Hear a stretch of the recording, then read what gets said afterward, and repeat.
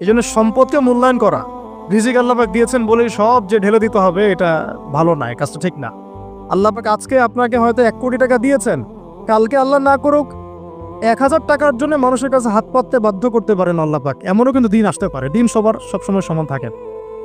আজকে আপনার কাছে 1 কোটি টাকা আছে, কিছু মনে হচ্ছে না, কালকে কে জানে আল্লাহ না করুক যে 1000 টাকা কারো কাছে চাইতে হচ্ছে, 1000 টাকার জন্য ঠেকে গেছেন, হতে পারে না? রিজিককে মানুষ তাজিম না করলে রিজিক দূরে চলে যায়। দুটো বিষয় খেয়াল রাখবেন, দুটো বিষয়। এক হচ্ছে মাঝে মাঝে মনের মধ্যে কিছু আমল করার ইচ্ছা আসে না? মনে হলো যে আচ্ছা একটু 10টা আয়াত পড়ি, মনে আসে না মাঝে মাঝে? এমন মনে হয় না? ওই সময় এই যে মনের মধ্যে যে এই ইরাদাটা জাগ্রত হওয়া, এটাকে আমরা বলি ওয়ারিদ। অন্য ভাষায় আপনি বলতে পারেন মেহমান। কি বলতে পারেন? এটা আল্লাহর পক্ষ থেকে আপনার কলবের মধ্যে মেহমান হিসেবে এসেছে। এখন আপনি যদি আমলটা করেন, সেই মেহমান